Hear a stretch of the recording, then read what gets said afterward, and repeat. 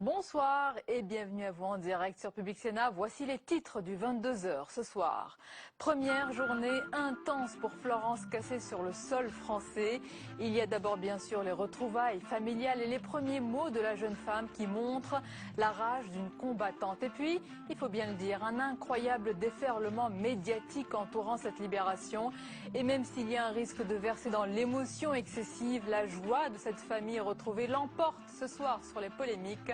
On en parle avec le co-réalisateur du documentaire, Florence Cassé, l'ultime recours, Patrice Dutertre, notre invité tout à l'heure. Mais l'actualité, c'est aussi les chiffres du chômage à paraître demain. Il ne devrait pas y avoir de surprise. Malheureusement, la tendance à la hausse se poursuit et dans ce climat morose, une enquête met en évidence la tentation du repli national et une société française de plus en plus défiante à l'égard des politiques, des experts et des journalistes, tous mis dans le même sac. Autopsie de ce mal qui nous ronge avec notre chroniqueur Jean-Luc Gombeau et Stéphane Rosès ce soir. C'était l'une des promesses du candidat Hollande. C'est aujourd'hui un projet de loi qui s'esquisse. Le non-cumul des mandats est prévu, mais pour quand exactement? La réponse de l'exécutif reste floue et les oppositions de certains parlementaires, notamment au Sénat, ne faiblissent pas. Loin de là, vous le verrez. Voilà pour le programme de votre 22h. Merci d'être en notre compagnie ce soir. Quelques heures après la décision de la Cour suprême du Mexique, Florence Cassé est de retour parmi les siens. Ses premiers mots sont ceux d'une battante qui a lutté avec une rage constante pour ce jour de liberté. On voit tout cela avec Marie Brémaud. C'est le sourire aux lèvres que Florence Cassé foule pour la première fois depuis 7 ans le sol français. Des pas qui mettent fin à un cauchemar judiciaire au Mexique et à son emprisonnement. Merci à tous, je suis très contente, beaucoup d'émotions. Tout est allé si vite. En 24 heures à peine, la décision de la Cour suprême reconnaît la violation de ses droits fondamentaux, la libération immédiate et le retour en France. Florence Cassé a encore du mal à y croire. Je crois que même là, j'y crois pas encore. Ah, si, en fait. Je te confirme que c'est fini.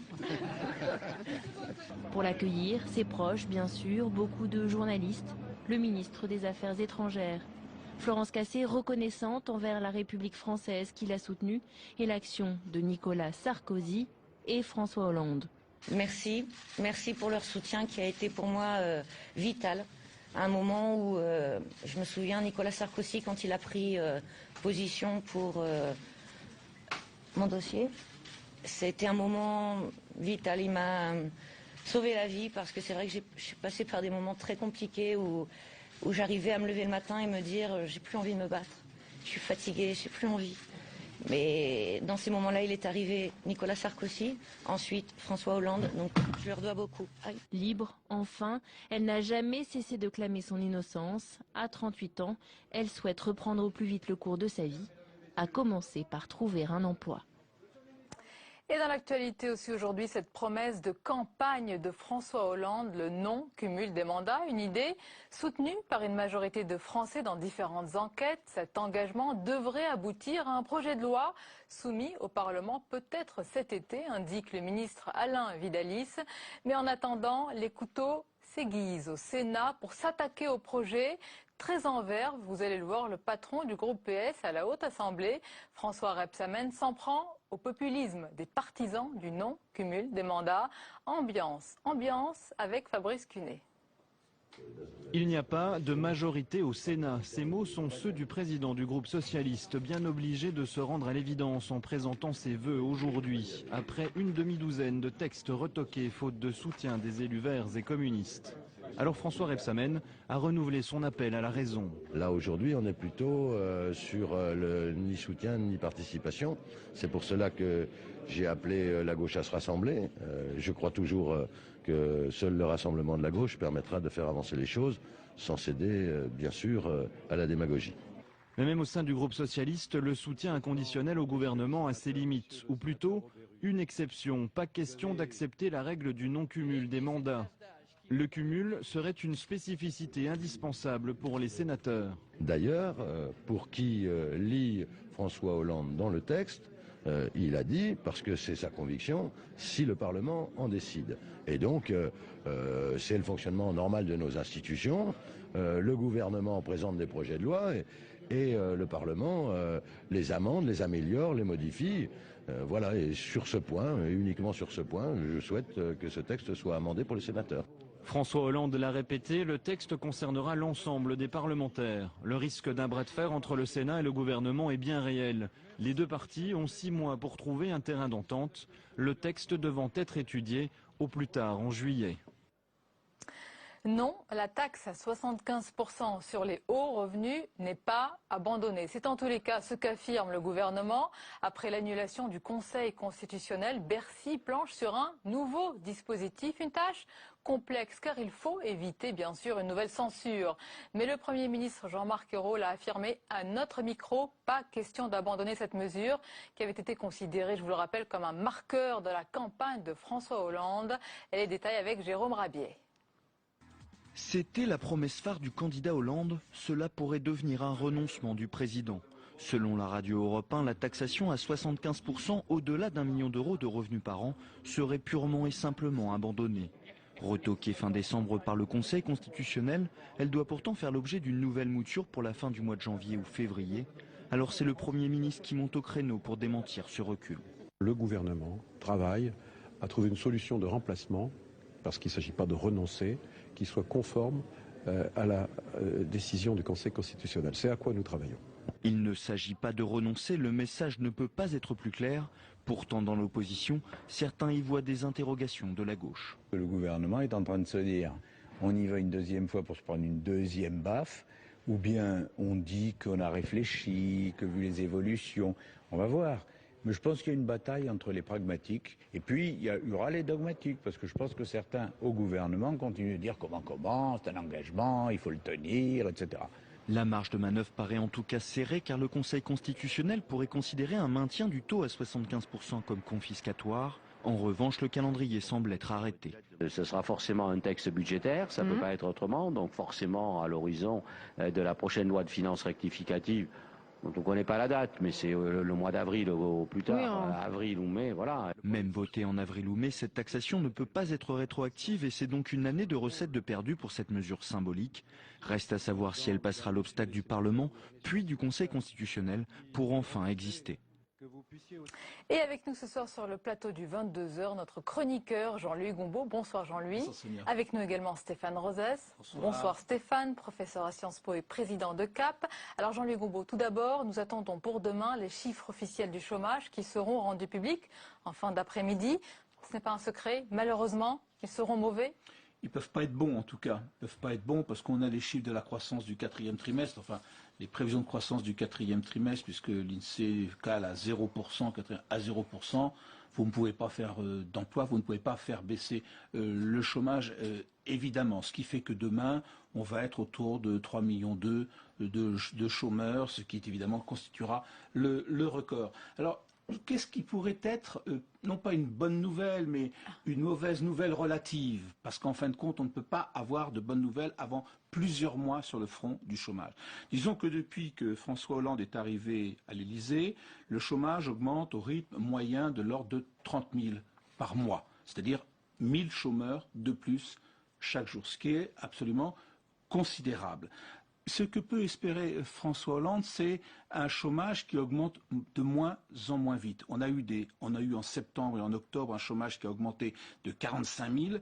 En novembre, on a eu un chômage qui a augmenté de 28 000. Donc s'il arrivait sur plusieurs mois, au lieu d'avoir cette moyenne de 30 000 et pas ces pics de 45 000, avoir un chômage qui augmente de 25 000 pour décembre, pour janvier, on peut dire que pour lui, ça serait quand même une bonne nouvelle parce qu'on pourrait dire que c'est inverse un petit peu la courbe du chômage. Mais Jean-Louis, ça ne se ferait pas par magie cette inflexion. Ce serait l'effet du dispositif du gouvernement, les emplois d'avenir, le contrat de génération? Alors, sur quoi peut-il espérer? Il peut espérer qu'effectivement le dispositif qu'ils ont mis en place, emploi d'avenir, contrat de génération, une série d'autres emploi aidé, les accords de le crédit impôt compétitivité pour les entreprises, l'accord qui a été signé entre les syndicats et le patronat sur la flexibilité de l'emploi, tout ça peut le laisser espérer avoir une atténuation de cette progression du chômage. Mais il ne peut pas avoir une baisse puisque le FMI nous a dit hier que la croissance 2013 de la France serait de 0,3%, même si le gouvernement maintient toujours son 0,8%.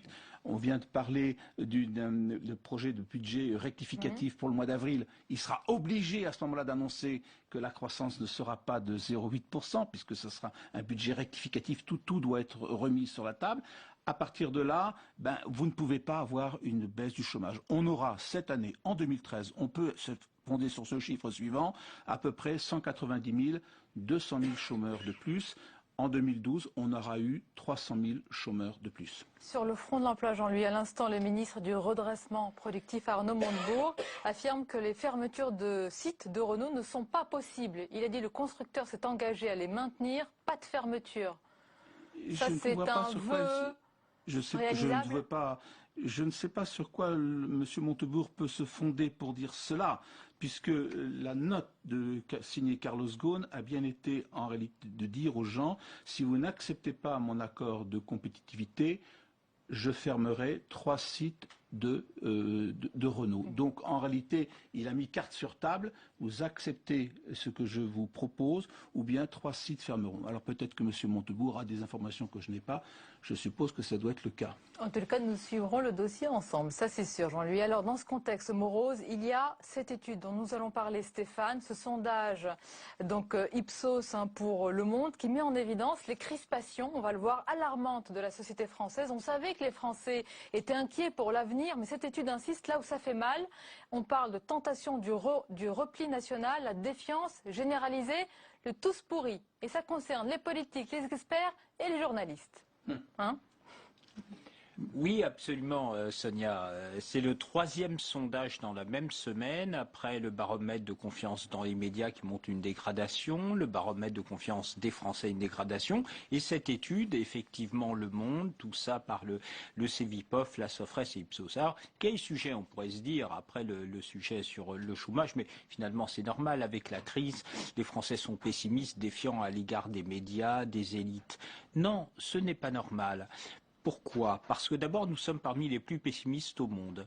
Ensuite, 90% des Français pensent que nous sommes en déclin. Or, une étude faite par W, Havas, Ernst & Young, HEC et CAP auprès des élites internationales, ces mêmes élites disent pour 2 sur 3 d'entre elles que la France va tirer parti de la mondialisation. Alors, d'où vient ce pessimisme spécifique des Français?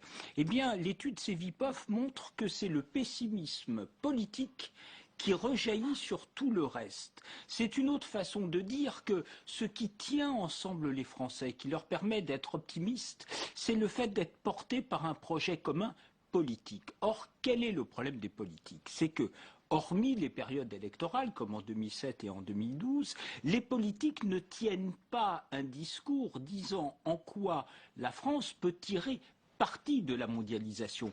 Quel est le point en commun entre ceux qui disent qu'il faut résister à la mondialisation et ceux qui disent qu'il faut se coucher devant la mondialisation? Eh bien, c'est que les uns et les autres sont contre l'imaginaire français. C'est ça la responsabilité de nos élites et des opposants. Quel est le sujet? C'est qu'en disant ça, ils disent au pays qu'il n'a pas les ressources suffisantes. Or, ce qui met en mouvement l'innovation des Français, nous sommes les seconds dans le monde en termes d'innovation des entreprises. Ce sont nos atouts que repèrent les étrangers. Nous sommes le premier investisseur industriel en Europe. Nous perdons des emplois industriels, mais les emplois industriels, c'est d'abord en France qu'ils viennent. Nous sommes le 3e pays en termes d'implantation des investissements étrangers. Et donc le pessimisme des Français, des élites comme du peuple, vient du fait que, au lieu de dire voilà notre capacité à tirer parti de la mondialisation, l'alternative serait soit d'y résister et donc de mourir peu à peu, soit de se coucher devant et donc à renoncer ce que l'on est. Stéphane, mais donc cet enquête, cette étude, c'est une alerte pour les politiques. Moi, je lis, la société française semble taraudée dans ses profondeurs. Elle glisse de la défiance au rejet, c'est des mots forts, de l'inquiétude à l'anxiété, du repli sur soi à la peur de l'autre, du pessimisme au catastrophisme. Oui, je crois que c'est un peu... Je crois qu'il y a j'ai vu les analyses qui sont faites, il y a des comparaisons abusives avec les années 30. Je crois que c'est pas comprendre le fondement de ce qui se passe. Quand il y a une présidentielle, il y a seulement 13% des Français qui ne vont pas voter. Et ils ne vont pas voter pour les extrêmes. Le pays essaye de trouver des solutions. Il se demande s'il y a une alternative entre renoncer à ce que l'on est et périr. Si François Hollande s'est fait élire, c'est qu'il avait dit oui, il est possible de le faire. Et une fois élu, son propos se distend peu à peu. Et donc la responsabilité, d'abord une responsabilité de nos élites, de nos dirigeants. La difficulté de dire voilà notre place dans le monde tel qu'il est. Regardez le fait que 75% des Français soutiennent notre intervention au Mali. On dit Union nationale derrière François Hollande parce qu'on va au Mali. Non, c'est pas ça la réalité. La réalité, c'est que le pays veut l'union nationale. Et donc, il choisit l'objet Mali pour se regrouper. Ça profite d'ailleurs pas à François Hollande. Mais ce que je veux dire, c'est que dans notre pays, il y a l'optimisme, il y a un pessimisme national et plus tard, mais sur les territoires, les Français font preuve d'innovation. Ils se mettent en mouvement. Alors, il y a seulement un problème culturel entre nos élites et l'imaginaire français. Soyons donc optimistes et innovants. Alors, l'optimiste, je pense qu'il y a un phénomène nouveau qui s'appelle mondialisation et dont nous n'avons pas encore bien compris l'ensemble. C'est-à-dire qu'il ne suffit pas de dire la mondialisation va nous écraser ou on va tirer profit de la mondialisation. C'est de savoir exactement de quoi il s'agit. Et je pense que les Français ne sont pas aidés par les politiques, ils ne sont pas non plus aidés par la junte intellectuelle et les journalistes. Oui, ils ont l'impression qu'on ne leur explique pas bien ce que c'est. Et si on ne leur explique pas bien ce que c'est que peut-être que nous-mêmes, nous n'avons pas très bien compris de quoi il s'agissait. C'est bien de reconnaître tout ça. Pour comprendre le monde, il faut déjà comprendre ce que nous sommes, nos atouts, et donc il faut comprendre notre imaginaire, nos spécificités et notre histoire. On va remettre ce débat à une prochaine fois, mais je vous propose de rester avec nous pour la suite du 22h. Messieurs, avec tout de suite déjà ce qui vous a échappé dans le reste de l'actualité, c'est le tour de l'info. Il est signé Cécile Sixou. Regardez.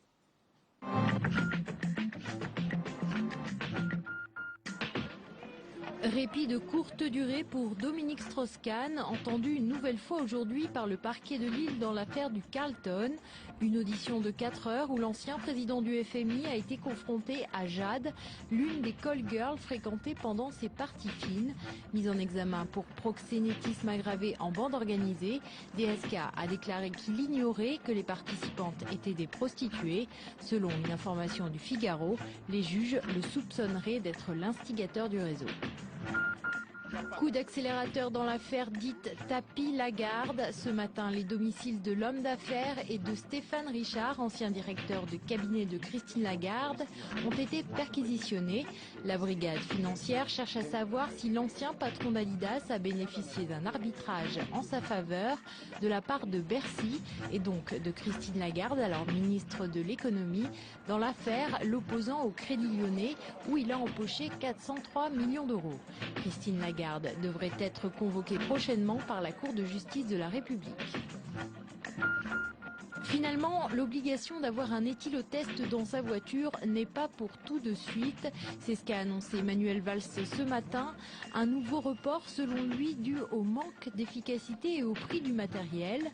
Le ministre de l'Intérieur a également annoncé les chiffres des morts sur la route, en baisse de 8% en 2012. Sur les 12 derniers mois, 3645 personnes, c'est beaucoup, ont trouvé la mort sur nos routes. Cependant, c'est la mortalité routière la plus basse enregistrée depuis les premières statistiques en 1948.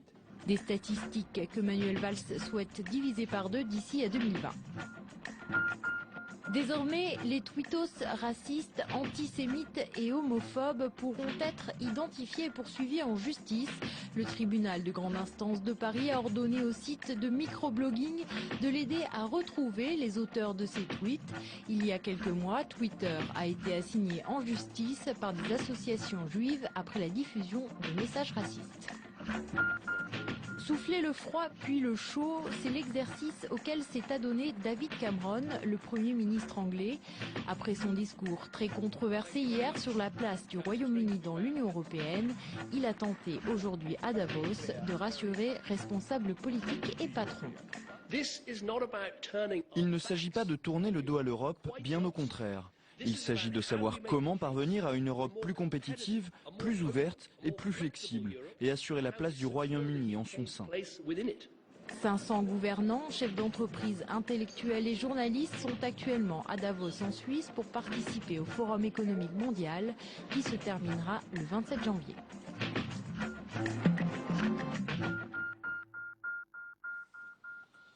Et je vous en parlais en début de journal, quelques heures après la décision de la Cour suprême du Mexique, Florence Cassé est de retour parmi les siens. Ses premiers mots sont ceux d'une battante qui a lutté avec une rage constante pour ce jour de liberté, mais avec aussi, bien sûr, des moments de découragement lorsque la machine judiciaire se refermait sur la jeune femme. On va regarder ensemble un extrait du documentaire de Patrice Dutertre intitulé Florence Cassé, l'ultime recours. Regardez. En juin de 2010, nous décidons que la meilleure option pour Florence Cassé est de saisir la justice mexicaine et de faire valoir sa dernière carte devant la justice, les tribunaux fédéraux mexicains dans un recours de cassation. Je voulais pas me reprendre une claque, donc je me préparais psychologiquement à une confirmation des 60 ans parce que j'avais trop peur que ça arrive. Le 8 février 2011, la demande de Florence Cassé et de ses deux avocats est rejetée. Les 60 ans de prison sont confirmés. Ça, c'était le mauvais souvenir. Il est passé aujourd'hui, évidemment. Florence Cassé est parmi nous en France. Patrice Dutertre, bonsoir. Merci d'être avec nous. Vous êtes journaliste et co-auteur avec Othello Kahn de ce documentaire. Je suis journaliste et réalisateur. Et réalisateur. Et donc co-auteur de ce documentaire, Florence Cassé, l'ultime recours, qui est rediffusé sur France 5. D'abord, si vous deviez décrire en un mot cette affaire Cassé que vous avez vue depuis le début jusqu'à la fin, quel mot vous vient spontanément à l'esprit? La résistance de cette femme. L'admiration, parce que je l'ai connue, j'ai été la voir en prison. 2 fois 6 heures seulement d'ailleurs. C'est une femme qui m'a intimidé, franchement, j'en ai vu, depuis, ça fait plus de 40 ans que je suis journaliste et grand reporter, et maintenant réalisateur. J'ai vu beaucoup de drames. Est-ce qu'elle est plus que les autres? D'abord, elle a un charisme fou. C'est quelqu'un qui est très autoritaire, je veux dire, qui sait ce qu'il veut, et surtout ce qu'elle a, il a une dignité. Et elle m'a toujours dit, moi je l'ai vue 2 fois 6 heures et après je l'avais au téléphone quand je montais le documentaire. Elle a toujours dit qu'elle était innocente. Elle n'a jamais changé. Elle n'a jamais voulu faire de concessions, de compromis, de ceci, de cela. Jamais. Et vous, Patrice Dutertre, à quel moment précis vous avez conclu, vous avez cru en son innocence? D'abord, il y a un montage complètement absolument invraisemblable sur l'arrestation de Florence et de qu'on appelle Israël Vallarta, son ami. Si vous voulez, puisqu'elle a été arrêtée 24 heures avant, puisque moi-même on a réussi avec Othello Kahn et avec Éléonore Mailleux, parce qu'il y a aussi des journalistes qui ont travaillé en amont, qu'on ne connaît pas, qui sont des jeunes journalistes qui ont 30 ans. C'est tout à leur honneur le boulot. Ce sont des femmes d'ailleurs, 3 femmes. Et si vous voulez, on a eu le PV. Il y a une chose aussi qu'on comprend pas très mal en France. Ça a été là le déclic, vous vous êtes dit, mais cette complètement, femme est quand innocente. vous voyez qu'une chaîne de télévision qui s'appelle Televista, il faut jamais oublier qu'au Mexique, il y a c'est même pas importante, la seule chaîne. Oui.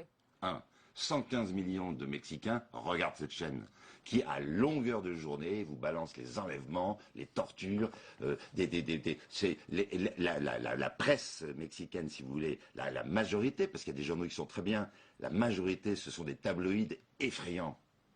Il y a les détails de tels viols. Donc ce sont des êtres qui vivent dans une violence absolument épouvantable. Il ne faut jamais oublier qu'au Mexique, il y a eu plus de morts par les enlèvements et les bagarres entre les gangs de drogue, si vous voulez, les narcos, et il y a eu plus de morts qu'entre la guerre en Irak et en Afghanistan. Il y a eu plus de 50 000 morts.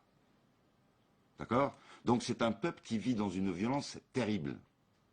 Par contre, Florence Cassé, si vous voulez, ce qu'elle a eu, c'est qu'il y a eu des gens, heureusement, parce que là on parle toujours des Français, moi je vais vous parler un peu des Mexicains. Heureusement, il y a eu des gens, il y a eu d'abord un journal qui s'appelle Proceso, qui l'a toujours défendu, mais quitte à ce que ces types soient assassinés. Parce que l'assassinat de journaliste, je peux vous dire que ça y va, premièrement. Deuxièmement, il y a eu des femmes qui sont occupées d'elle. Y compris à l'intérieur de la prison? Mais complètement, parce que d'abord, à l'intérieur de la prison... Elle va garder le lien d'ailleurs avec elle. Elle a dit qu'elle allait leur écrire. Bien sûr, parce qu'il y a une très grande... D'abord, il ne faut jamais oublier que Florence Cassé est devenue une espèce d'icône pour les femmes au Mexique. Alors, c'est ma question. J'allais vous demander qu'est-ce qu'elle représente pour vous. Parce que pour beaucoup de téléspectateurs, de Français, elle était une victime.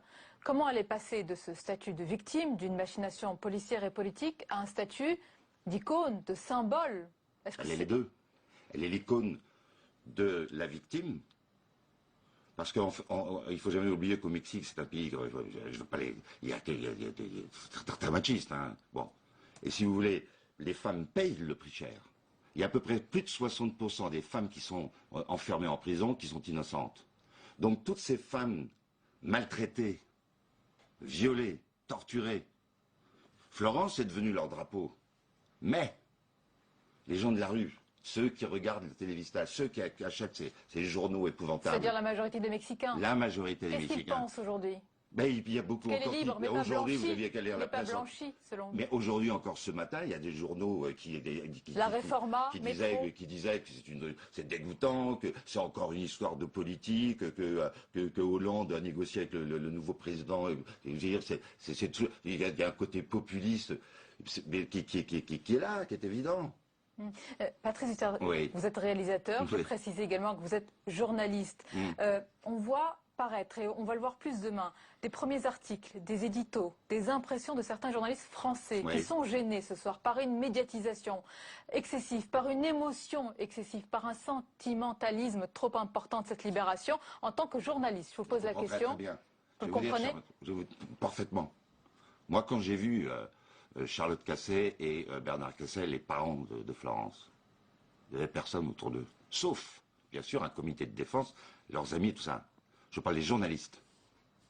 Donc ceux qui maintenant, si vous voulez, disent oui, c'est épouvantable, la médiatisation, tout ça, c'est eux les premiers qui étaient à l'aéroport comme des malades avec leurs caméras, les micros, les photographes, et tout ça. Est-ce qu'ils sont allés au Mexique? Non.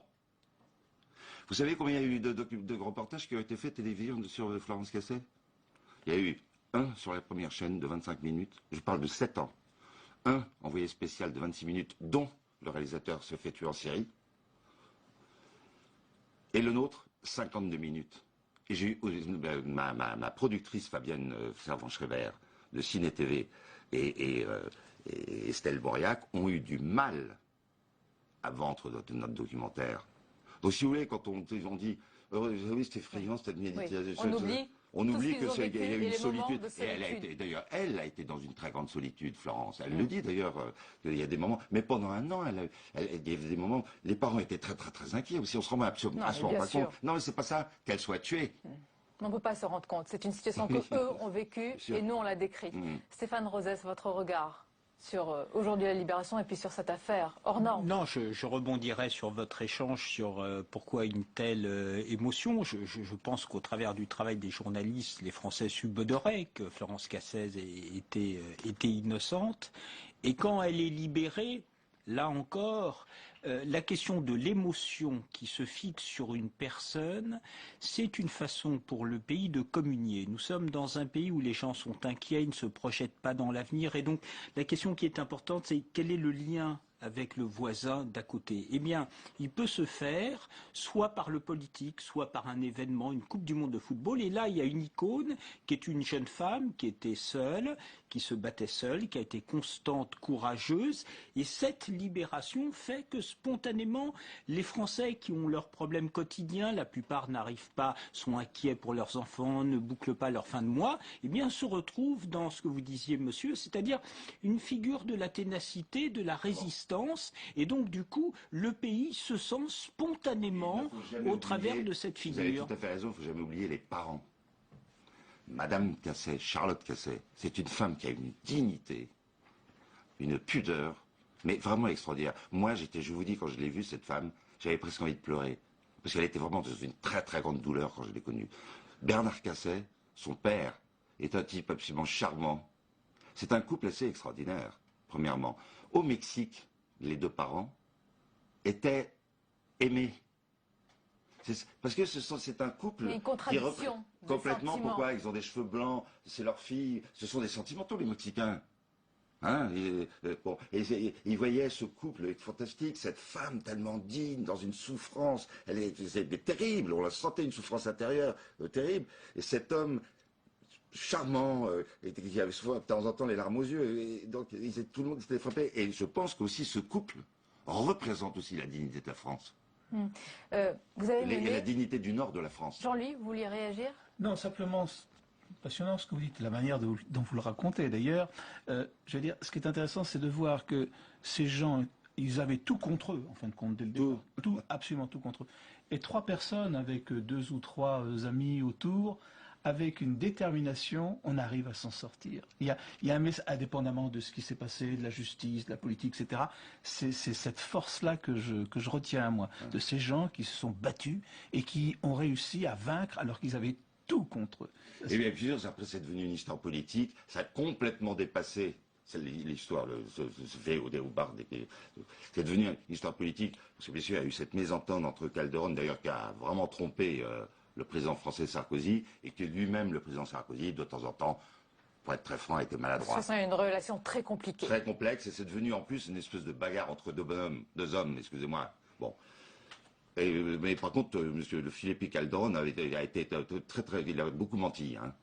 C'est le passé. C'est le passé. Maintenant, président, si vous voulez, il y a un nouveau président, un autre président. Il est sûr que la France et le Mexique voulaient faire la paix. Oui. Patrice Huster, il va y avoir une suite à ce documentaire, l'ultime recours, et maintenant c'est une nouvelle page, peut-être? D'abord, il faut qu'elle rentre, c'est à elle de décider. Vous savez, ça va pas être très facile. Hein, je veux dire, le retour, elle s'est passé 7 ans en prison. C'est un retour parmi les siens, évidemment, beaucoup de repos, et elle a dit... Il faut d'abord qu'elle vous vit. Et vous en parlez avec beaucoup d'émotion et de conviction. Donc merci beaucoup d'avoir été avec nous. Je vous rappelle le titre de votre documentaire, Florence Cassé, l'ultime recours. Restez avec nous. Messieurs, on va à présent ouvrir une parenthèse plus légère. Ça va nous faire du bien. Avec, comme tous les jeudis soirs, la semaine vue par notre dessinateur Hervé Baudry. Je vous demanderai ensuite de choisir le dessin qui vous a le plus inspiré. Regardez.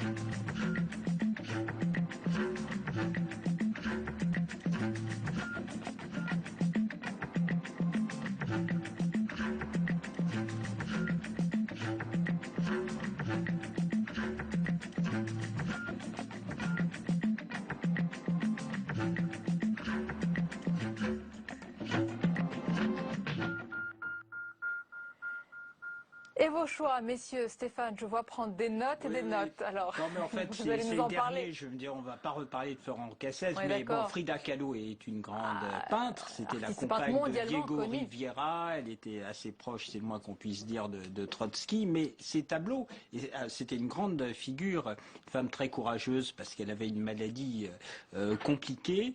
Mais évidemment, ces tableaux et son image, je dois dire que Florence Cassez, spontanément, est plus avenante que les tableaux de Frida Même Kahlo. si ces tableaux, ils révèlent une extraordinaire force d'expression, ce que l'on c'est le moins retrouve qu'on dans le puisse visage dire, oui. de Florence. Là, vous n'allez pas me contredire. Oui. Non, il y a aussi une chose, pourquoi c'est intéressant cette peinture, c'est que Florence est devenue peintre en prison. Ouais. Très belle toile, à découvrir. Et je peux vous dire, oui bien sûr, oui, bien sûr, oui. Et je peux vous dire que c'est très étonnant cette peinture. Elle est étonnante, cette jeune femme. Jean-Louis, Voilà. votre choix. Bon, je pense à Florence, il y a 15 jours, il y avait Depardieu partait, et aujourd'hui Cassé revient. Je vais retenir la bonne Allez, nouvelle. c'est la bonne Vous avez nouvelle. raison. Merci beaucoup, messieurs. Et pour conclure cette semaine, la page cinéma du 22h à présent avec la chronique ciné, minute de Simon Barbaret. Et le film sélectionné ce soir, c'est Le Grand Retournement de Gérard Mordia. Jean-Louis, c'est une manière subtile et poétique de raconter la crise financière. Oui, on peut le raconter subtilement, regardez. Je comprends.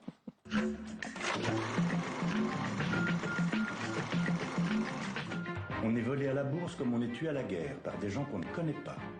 Un dictateur qui meurt, c'est une banque suisse qui ferme. Comme dit Jules Renard, l'argent ne fait pas le bonheur, rendez-le. Comme dit Prévert, avec mon salaire, il se paie ma tête. Quelle est la différence entre un accident et un banquier? Si le banquier se noie, c'est un accident. Si tu le sauves, c'est une catastrophe. C'est la crise, l'économie se meurt et pour sauver leurs établissements, les banquiers font appel à l'État. L'État haï devient soudain sauveur. Le réalisateur Gérard Mordia adapte sur grand écran le texte de l'économiste Frédéric Lordon, d'un retournement à l'autre. L'histoire, vous la connaissez, c'est celle de la crise financière de 2008, mais racontée en alexandrin classique. Dites-moi, quel degré n'atteint pas ce délire? La défiance est très grande, les marchés dégringolent et nos taux d'intérêt soudainement s'affolent. Je vois monter le coût de nos fonds empruntés et le cercle vicieux s'auto-alimenter. Plus notre dette monte, plus les marchés s'inquiètent, plus les marchés s'inquiètent et plus cher ils nous prêtent, plus cher nous leur payons, plus nos dépenses croissent, de sorte qu'à la fin, les déficits s'entassent. Tourné dans une usine désaffectée, Le Grand Retournement évite l'écueil du théâtre filmé. Ce long métrage allie parfaitement économie et littérature et de ce fait rend un magnifique hommage à l'art engagé. Ce film avec Jacques Weber et François Morel est donc pour vous par le 22h sélectionné.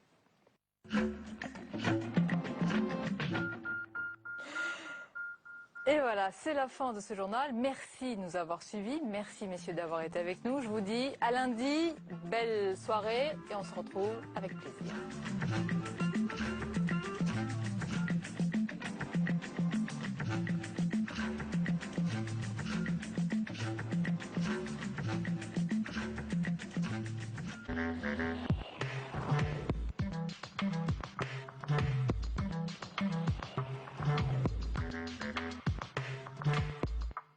Bonjour à tous, merci de nous rejoindre en direct du Sénat. Après la séance des questions d'actualité aujourd'hui à la Haute Assemblée, eh bien on refait cette séance avec nos invités. Je vais également vous proposer de réécouter quelques passages clés de cette séance.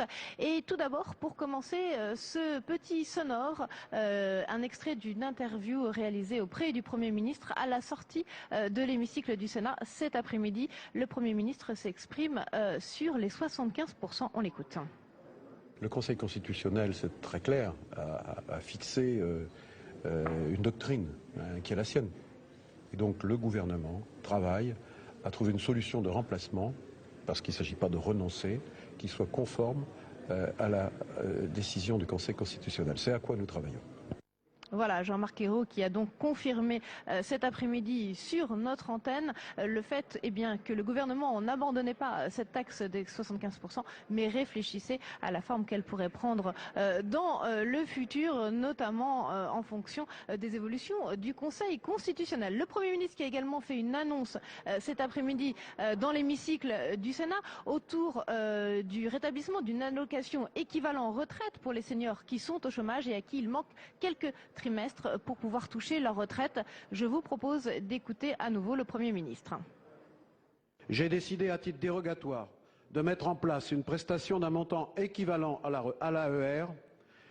Pourront bénéficier tous les chômeurs ayant de faibles ressources, âgés de 59 et de 60 ans, inscrits à Pôle emploi avant le 31 décembre 2010 et qui n'ont pas pu demander l'AER. Cette prestation complétera leur revenu pour le porter à 1 030 € par mois. Et pour ça, nous allons prendre un décret simple et qui permettra l'ouverture de ce droit à partir du 1er mars 2013, c'est-à-dire dans quelques semaines désormais. Ainsi, la justice pourra être rétablie. Voilà, et sur ce plateau, pour commencer cette émission de Refait la séance, Robert Rue, qui est sénateur, qui appartient au groupe des radicaux ici à la Haute Assemblée.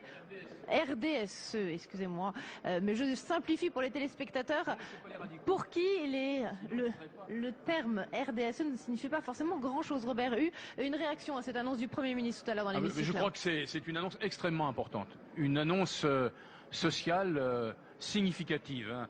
Quelquefois, certains cherchent dans le regard qu'ils portent sur telle ou telle disposition proposée par le gouvernement de voir ce qui n'est pas fait. Là, c'est une disposition qui n'avait pas été annoncée et qui est faite.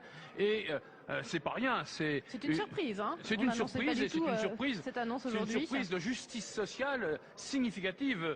Et j'ajoute qu'elle se mettra en marche, en œuvre, par le 1er mars. Dès le 1er mars. Ouais. Donc je crois que ça traduit la volonté du gouvernement de prendre en compte cette situation sociale difficile dans notre pays. Et on n'est pas insensible à la réalité concrète des habitantes et des habitants de notre pays. Voilà, donc c'est une très bonne mesure, une mesure très positive. Alors Gérard Larcher, qui a été ministre du Travail, qui a été président du Sénat, s'installe en face de vous, Robert Rue. Bonjour.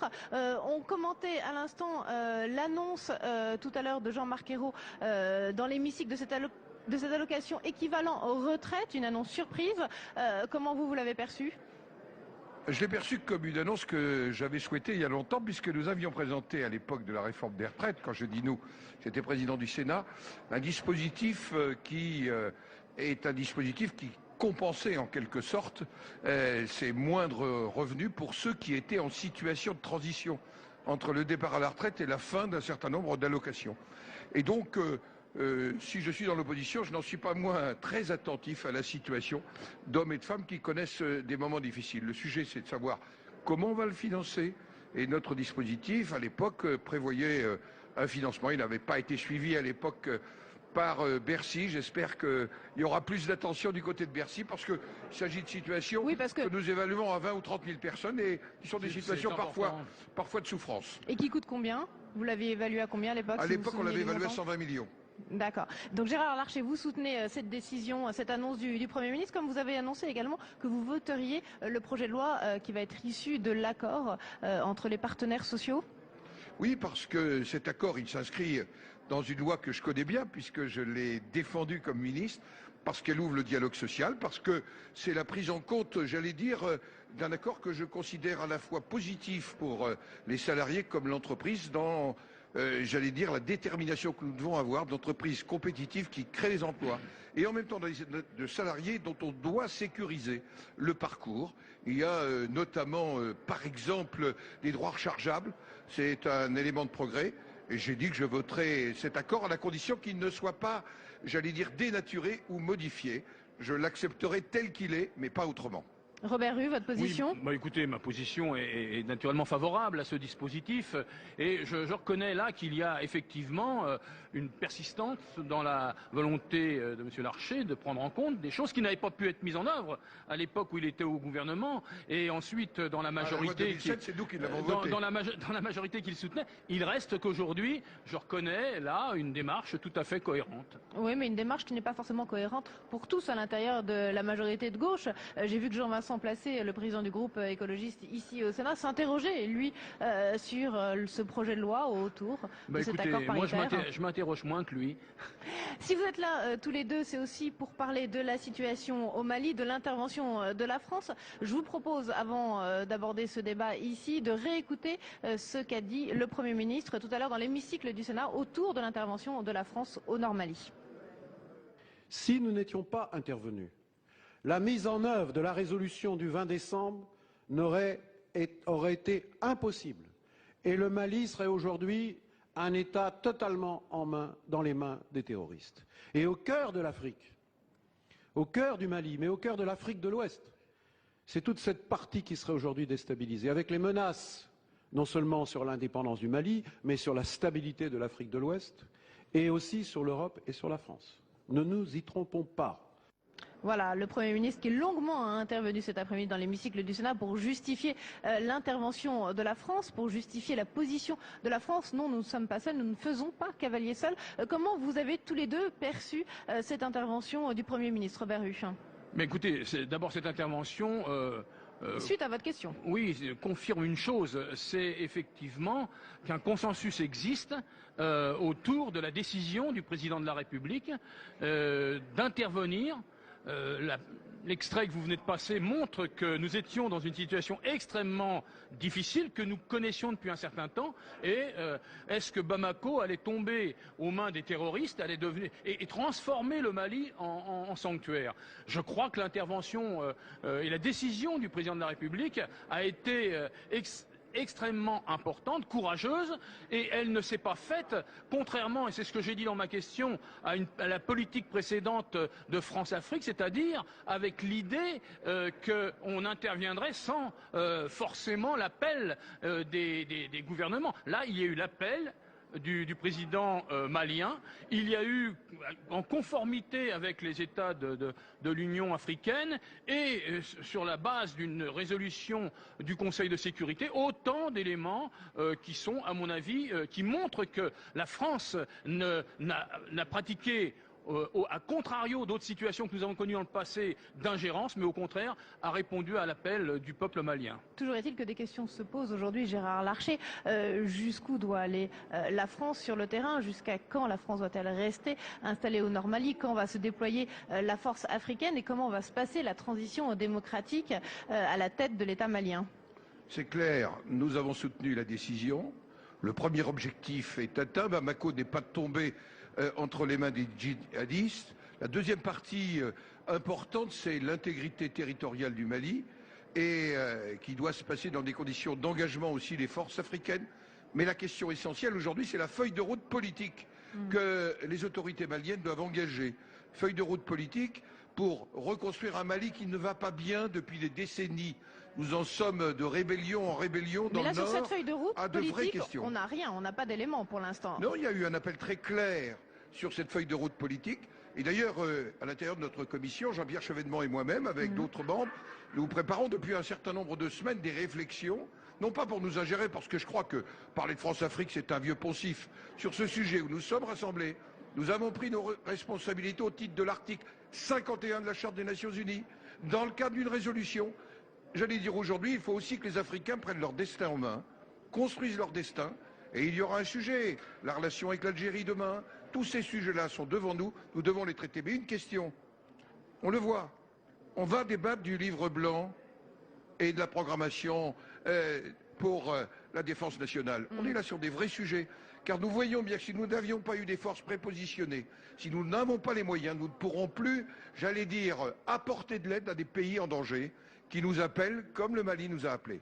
Alors nous avons effectivement... Je voudrais sur ce Robert, sujet dire que je partage l'opinion qui est développée à l'instant sur la solution politique à terme à trouver, la solution démocratique, institutionnelle pour le Mali, mais je veux dire que l'intervention militaire a été une étape. Il y a l'intervention naturellement des forces africaines à partir de ce de la point de vue. mi-février, Mais dans la question que j'ai posée au Premier ministre, ça allait au-delà. C'est de dire qu'ensuite il va falloir apporter, dans le cadre d'un développement équilibré, une aide concrète à ces pays et à ceux du Sahel, dans un véritable plan nécessaire. Parce que qu'est-ce qui fait que le terrorisme peut se développer? C'est cette difficulté, cette pauvreté absolue. Et le Mali est un pays très pauvre. Eh bien, il faut, dans une aide concrète, et là l'Europe est concernée d'une façon plus substantielle encore, il est clair qu'il faut cette aide pour le développement et c'est cela qui va permettre de s'attaquer au fond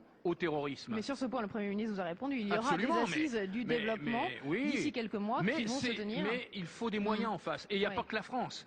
Gérard Larcher, on a effectivement le soutien des pays européens, mais on a l'impression quand même qu'il reste toujours une arrière-pensée, une méfiance vis-à-vis de la France et de sa politique dans cette région africaine. Sur le développement, Henri Dracourt, dans sa question, a été très clair. Nous avions programmé dès 2011 une espèce de feuille de route du développement de la région sahélienne, car nous savions, bien avant le dossier libyen qu'il y avait des difficultés dans cette région et que le développement est une des clés face à la montée des narcotrafics qui parfois trouvent dans la pauvreté un terreau. Mais je voudrais dire que je n'ai pas partagé tout à fait le regard du Premier ministre. L'Europe est quand même singulièrement absente, et ça n'est pas quelques moyens, certes respectables, de transport militaire. 5 avions, 2 hélicoptères, Oui. c'est un peu léger, vous. Ben, c'est un peu léger. Et deuxièmement, il y avait le rapport Védrine, qui disait, un peu comme Jean Monnet, l'Europe de la défense doit se construire par une politique des petits pas. Eh bien là, on vient de rater, j'allais dire, un petit pas sur ce dossier. Et je dois dire qu'il y a programmé pour la fin décembre sur l'Europe de la défense une réunion des chefs d'État et de gouvernement. L'Europe ne peut pas qu'être une ONG. L'Europe, sur la question de la défense, nous devons nous poser la question. Et le cinquantenaire du traité de l'Élysée, c'est peut-être l'occasion de passer à une autre étape. Mais le cavalier seul de la France a peut-être aussi énervé nos non, partenaires la France européens. l'a fait dans le cadre de résolution et de l'article 51, j'allais dire, à pays en danger. Et je dois dire que sur ce point, nous sommes aux côtés du président de la République. Oui, non, la France n'a pas été a priori seule dès le départ, elle l'a fait dans le cadre que vient de rappeler le président Larcher. Mais ce que je veux dire, c'est que l'Europe, je serais tenté de dire, elle n'a pas le choix. Il faut bien imaginer que l'avenir de l'Afrique est étroitement lié à l'avenir de l'Europe. Il n'y aura pas, effectivement, une Europe qui pourrait se développer dans une certaine tranquillité si on ne règle pas, si on n'apporte pas des réponses avec les pays africains aux problèmes du développement dans ce continent. Mais comment vous expliquez aujourd'hui que les partenaires économiques de l'Afrique sont devenus les Chinois, les Américains, et l'Europe est très très loin? Non, on s'est désintéressé de l'Afrique? Mais pas du tout, mais je crois... Mais d'un point de vue investissement. Nous restons parmi les premiers investisseurs. Oui, mais je crois qu'il faut arrêter aussi ce regard simplifié. C'est pour ça que les mots France-Afrique, tout ça, ça n'a plus guère de sens. Nous sommes pour partie... Nous avons partie lié l'Afrique et l'Europe. Et nous ne pouvons pas être indifférents. En plus, nous partageons, j'allais dire, un destin, souvent une langue, et tout ceci a du sens. Et donc nous ne pouvons pas nous désintéresser. Je pense que la France est à sa place. Oui, la France est à sa place. Vous savez, l'Afrique sera le continent francophone le plus conséquent dans 50 ans. 500 millions d'Africains parleront français. Ça sera déterminant. Il y a un rapport là qu'il faut construire et il faut mettre les moyens. Je pense qu'il faut aller plus loin que ce que l'Europe a fait jusqu'à maintenant. Eh bien, écoutez, merci beaucoup à tous les deux d'être venus sur notre plateau pour débattre de cette situation au Mali et de l'intervention de la France. Je vous propose maintenant de réécouter un extrait d'une interview d'Alain Vidalis, le ministre chargé des relations avec le Parlement. Il était sur notre plateau cet après-midi et il a annoncé quelques dates clés pour la session parlementaire pour les semaines à venir, notamment la présentation en Conseil des ministres du projet de loi pour limiter le cumul des mandats. Ce sera le 27 février prochain. On écoute Alain Vidalis.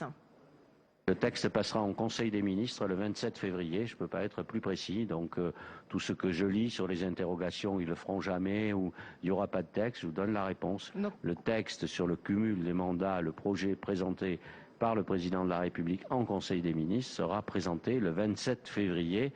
Je précise 2013. Oui, j'allais vous demander l'année. 27 février 2013, c'est-à-dire dans quelques jours. Voilà donc pour cette annonce d'Alain Vidalis tout à l'heure sur notre plateau. Nous ont maintenant rejoint deux sénateurs, Gérard Lecam pour le groupe des communistes citoyens et républicains et puis Jean-Claude Carle pour le groupe UMP. On va parler de l'école, on va parler de la réforme des rythmes scolaires et de la grève des enseignants à Paris cette semaine. Est-ce qu'on peut parler d'un corporatisme lamentable comme a titré cette semaine Le Monde? Jean-Claude Carle. Je ne me permettrai pas. Je crois que les enseignants font part de leurs inquiétudes vis-à-vis de la réforme des rythmes scolaires, qui est une réforme importante qu'il faut faire, mais elle ne doit être faite que dans la concertation.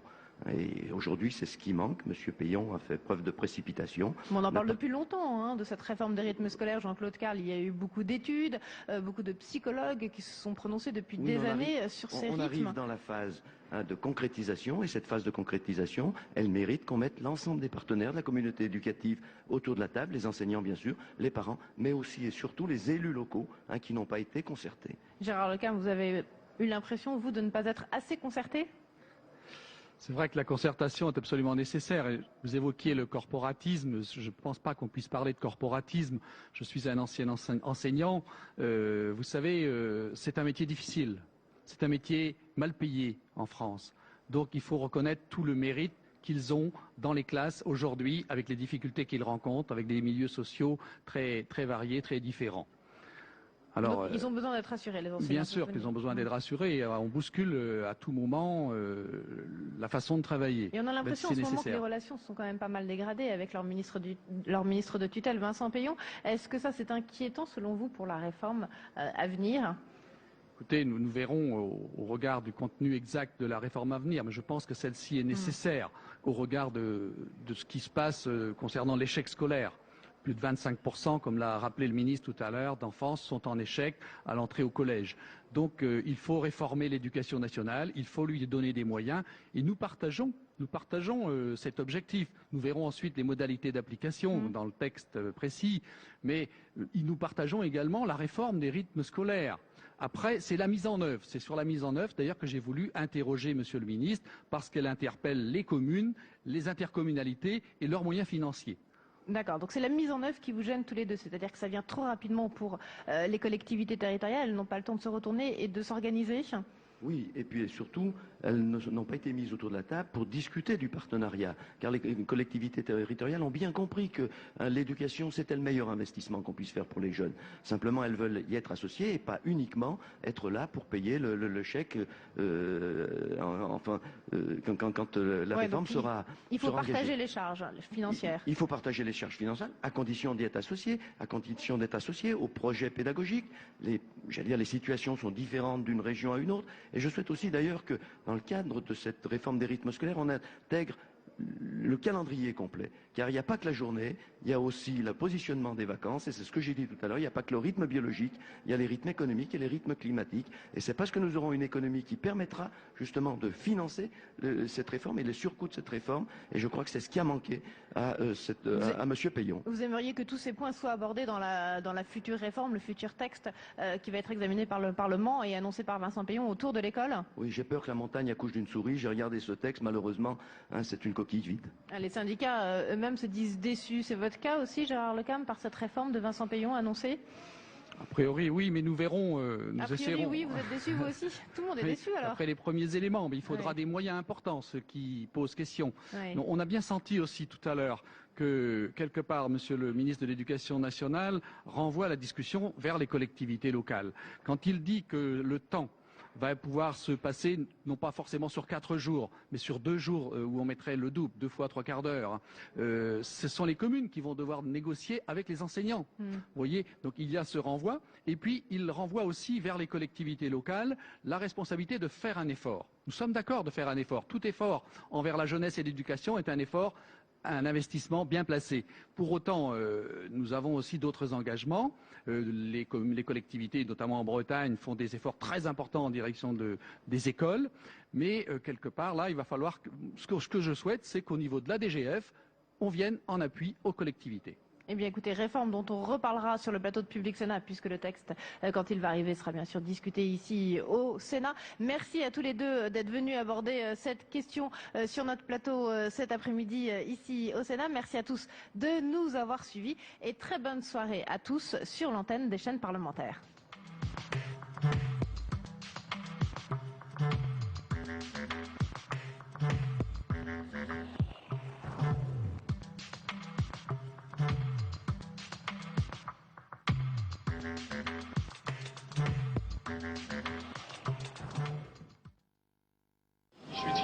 Dès son apparition sur la scène publique, il fait preuve d'un talent, d'un charisme qui en font un porte-parole idéal. Il a tenu ses promesses en faisant une belle carrière, même si le premier secrétaire du PS est aujourd'hui critiqué justement par certains pour son manque de charisme. Alors, y a-t-il une manière de faire de la politique quand on est jeune? Quels sont les thèmes et les discours qui permettent d'émerger? Et comment se comporter les têtes d'affiche d'aujourd'hui à leur début? Cette semaine, nous déshabillons en tout bien, tout honneur les jeunes pousses d'hier et d'aujourd'hui. Déshabillons-les. Samedi à 23h45 sur Public Sénat. En 20 ans, sous Napoléon III, des travaux gigantesques ont fait de Paris la capitale que nous connaissons aujourd'hui, notamment en créant de grands axes. Le centre de Paris, c'était l'île de la Cité, essentiellement. Et comme on ne pouvait plus circuler dans le centre, le seul moyen, c'était de rendre de nouvelles circulations.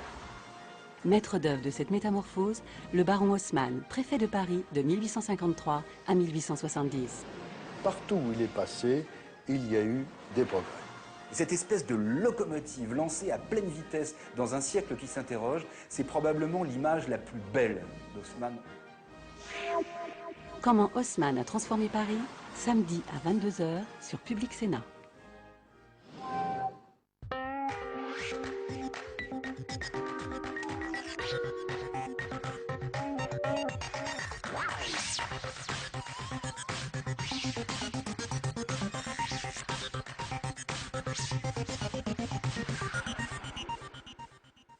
Bonjour à tous, bienvenue à bord de la Politique C'est Net, le magazine du web politique et du numérique.